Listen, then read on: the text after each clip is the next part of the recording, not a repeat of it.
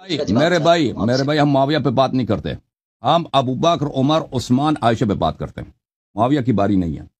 हम ये गलती नहीं करते हम आपके साथ यजीद पे बात करें, मुआविया पे बात करें। आप आ जाए अबू बकर पे बात करते हैं, उमर पे बात करते हैं, ठीक है ना। मुआविया को हम पैगंबर मानेंगे, मुआविया को हम मलक मानेंगे। तुम आ जाओ अबू बकर उमर का साबित करो ना, साबित करो। वो चीज जो हम कहते हैं उसके पास नहीं था, उसको साबित करो। अबू बकर उमर पे बात करना है चिश्ती साहब तो बात करो। हम मुआविया पे टाइम जाया नहीं करते। तुम मुआविया को हजरत कहो, तुम मुआविया को मलक कहो, फरिश्ता कहो, हम भी कहेंगे, लेकिन हम बात करेंगे अबू बकर उमर पर। मुआविया पे हम टाइम जाया नहीं करते, यजीद पे टाइम जाया नहीं करते। आप आ जाओ अबू बकर के इस्लाम पे बात करते हैं, उमर के इस्लाम पे बात करते हैं कि ये मुसलमान थे या नहीं थे। बिस्मिल्लाह। आप में है कोई मर्द, आपके जमात में है कोई आलिम? कोई बंदा आकर कहे नहीं जी उनके मुसलमान होने पर बात करो, तो मैं कहूंगा अरे बंदा लाइन तू कितना बदबख्त है, तू तो कुरान की बात नहीं मान रहा है। मोहतरम दोस्तों, नहायत ही अहम मसले पर गुफ्तगू करने के लिए हाजिर हुए हैं। इस वीडियो को आखिर तक सुनिएगा, इंशाअल्लाह आपके इल्म में बहुत ही इजाफा होगा। तो जैसा कि आपने वीडियो में समाअत किया कि ये बंदा लाइन हज़रत सय्यदना अबू बकर सिद्दीक़, फ़ारूक़ आज़म, उस्मान गनी, आयशा सिद्दीक़ा रज़ी अल्लाह तआला अन्हुम अजमाइन जैसी मोतबर हस्तियों पर तबर्रा कर रखा है और इनके इस्लाम पर बात कर रखा है। तो आइए आज हम इन हक़ाइक़ से पर्दा उठाने की कोशिश करते हैं कि ये बंदा लाइन कहाँ तक जाता है और इस्लाम इन मोतबर हस्तियों की कैसी फ़जीलत, कैसी अज़मत को बयान फरमाता है। अल्लाह रब्बुल इज़्ज़त और महबूब करीम अलैहिमुस्सलातु वस्सलाम के यहाँ इनका कैसा मुकाम मर्तबा है। वैसे तो हम जैसा कम इल्म बंदा इन अजीम हस्तियों की शान क्या बयान कर सकता है कि जिनकी शान को अल्लाह रब्बुल इज़्ज़त खुद इरशाद फरमाता है और क़यामत तक जितने भी इस जैसे नहीं बल्कि इससे ज़्यादा बदबख्त बंदे भी आ जाएं तो इन हस्तियों के मुकाम मर्तबे को घटा नहीं सकते हैं, क्योंकि इनका अल्लाह रब्बुल इज़्ज़त ने खुद मुकाम और मर्तबा बुलंद फरमाया है। और हाँ, जो इन हस्तियों का ज़िक्र खैर करता जाएगा अल्लाह रब्बुल इज़्ज़त इनके सदक़े से उनके भी मुकाम मर्तबे को बुलंद फरमाता जाएगा। अल्लाह रब्बुल इज़्ज़त कुरान मजीद फुरक़ान हमीद की सूरह तौबा में इरशाद फरमाता है, सानियस्नैनि इज़ हुमा फिल गार इज़ यक़ूलु लिसाहिबिही। वो दो में से दूसरा गार के अंदर जब अपने साहिब से कह रहे थे आप गम ना कीजिए, अल्लाह हमारे साथ है। तो मोहतरम दोस्तों, उलमाए तफसीर ने इन हक़ाइक़ से पर्दा उठाया कि लिसाहिबिही, इस साहिब से मुराद कौन सी हस्ती है? तो फरमाया इससे मुराद हज़रत सय्यदना जनाब सिद्दीक़ अकबर रज़ी अल्लाह तआला अन्हु, आप हस्ती वाला तबारक हैं। आप वो अज़ीमुल मर्तबत हस्ती हैं कि जिनके सहाबी होने को अल्लाह रब्बुल इज़्ज़त कुरान मजीद फुरक़ान हमीद में खुद जिक्र फरमा रखा है। अब इनके सहाबी होने का इनकार सराहतन कुफ्र है। अगर बंदा इनके सहाबी होने का इनकार कर दे वो तो दायरा इस्लाम से खारिज हो जाता है। अब कोई बंदा आकर कहे नहीं जी उनके मुसलमान होने पर बात करो, तो मैं कहूँगा अरे बंदा लाइन तू कितना बदबख्त है, तू तो कुरान की बात नहीं मान रखा है। कुरान जिनको सहाबी कहे, मैं और आप उनके शान और मर्तबे को कैसे बयान कर सकते हैं और इस जैसा लाइन कैसे उनके मुकाम मर्तबे को घटा सकता है। अब अल्लाह रब्बुल इज़्ज़त कुरान मजीद फुरक़ान हमीद में हज़रत जनाब सय्यदना सिद्दीक़ अकबर रज़ी अल्लाह तआला अन्हु के सहाबी होने को इरशाद फरमा रखा है कि ये ऐसे अजीम सहाबी हैं कि जिनकी सहाबियत भी कुरान से साबित है। अब सहाबी कहते किसे हैं? अब सवाल यहाँ ये उठता है, जैसे ये बंदा कह रहा है नहीं जी उनके इस्लाम पर बात करो, तो मैंने कहा पहले ये सहाबी कहते किसे हैं? अब सवाल यहाँ ये उठता है, जैसे ये बंदा कह रहा है नहीं जी उनके इस्लाम पर बात करो, तो मैंने कहा पहले ये बात तो बताओ सहाबी कहा किसे जाता है? सबसे पहले तो सहाबी की तारीफ, डेफिनेशन हमारे जहन में होनी चाहिए। अब जिस बंदे को सहाबी की तारीफ का पता नहीं है वो इन हस्तियों के इस्लाम और इनके मुकाम मर्तबे को क्या पहचान सकेगा?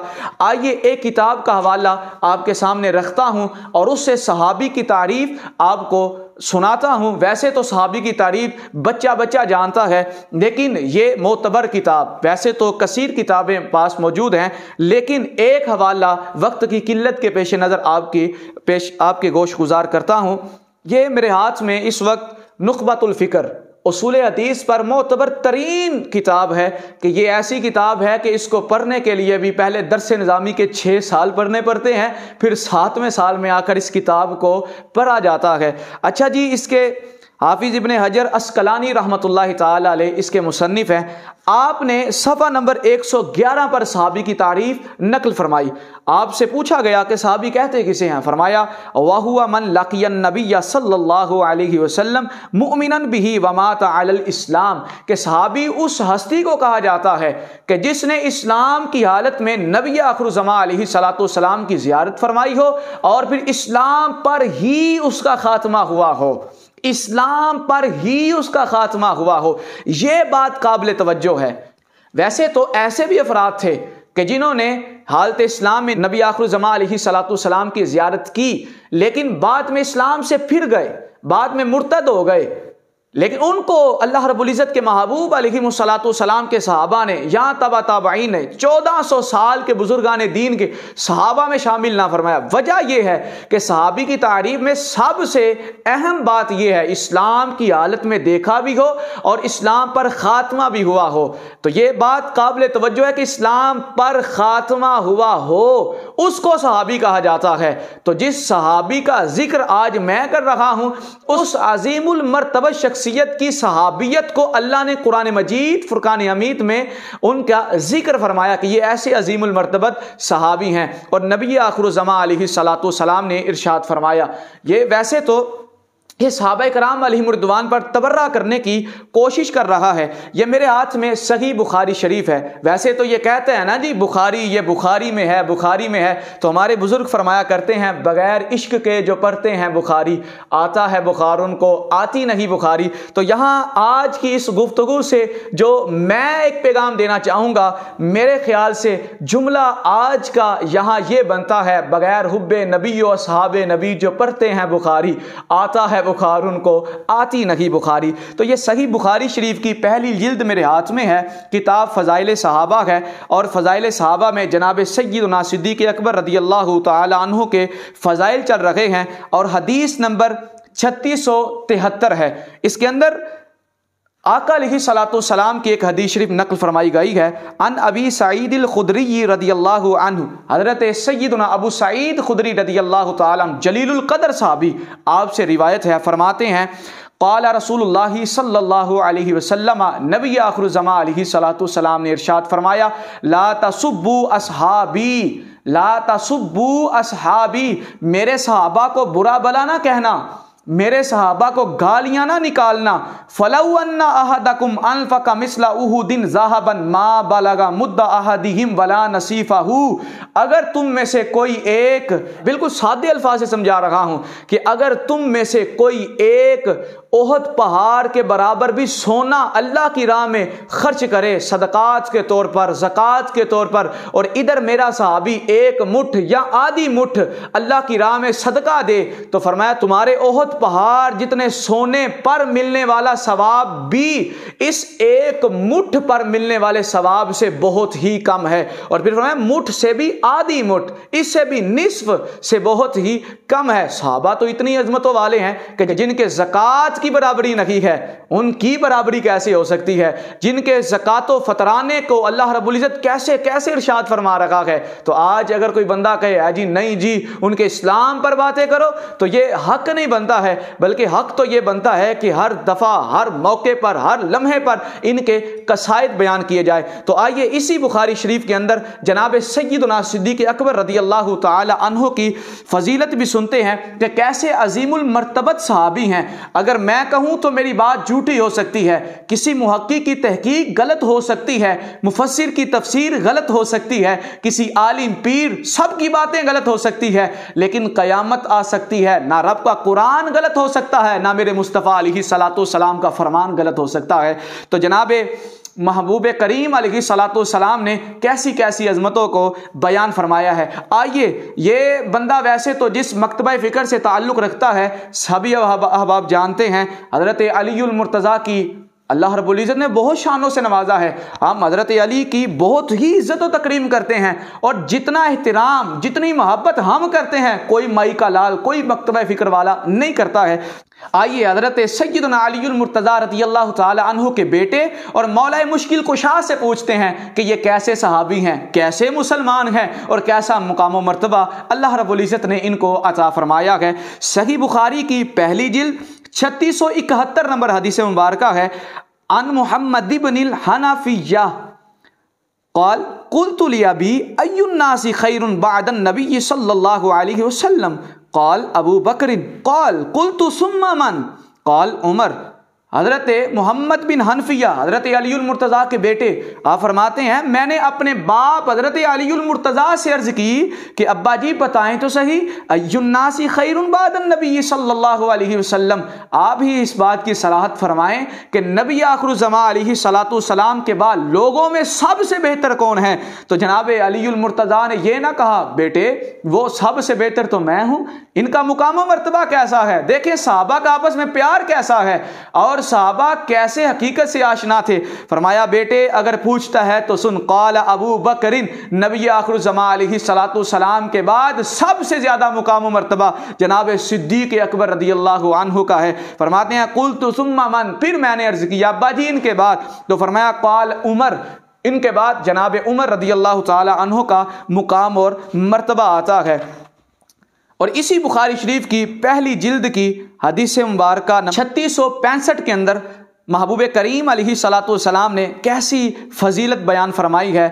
حضرت ابن عباس رضی اللہ تعالی عنہما فرماتے ہیں نبی علیہ الصلوۃ والسلام کے چچا کے بیٹے, نبی علیہ الصلوۃ والسلام کے چچا کے بیٹے آپ فرماتے ہیں کہ نبی علیہ الصلوۃ والسلام نے ارشاد فرمایا لو کنت متخذا من امتی خلیلا لاتخذت ابا بکر, اگر میں کسی کو اپنا خلیل بناتا تو جناب سیدنا صدیق اکبر رضی اللہ تعالی عنہ کو بناتا, ولکن اخی و صاحبی, لیکن وہ میرے بھائی اور میرے صحابی ہیں. ان کی صحابیت تو اللہ رب العزت کے محبوب علیہ الصلوۃ والسلام خود ارشاد فرما رکھے ہیں. تو آج اگر کوئی بندہ کہے نہیں جی ان کے مسلمان ہونے پر بات کرو, ہم سے مناظرہ کرو, تو میں نے کہا تم سے مناظرہ خاک کریں, تو قرآن و حدیث کو تو جانتا نہیں ہے, جو قرآن و حدیث نہ جانے اس سے بات کیا کی جائے, پہلے قرآن و حدیث سمجھ, پہلے قرآن و حدیث پر پھر ہم سے آ کر بات کر, پھر ہم حاضر ہیں. پھر جناب سیدنا علی المرتضیٰ رضی اللہ تعالی عنہ سے خود ہی پوچھا گیا.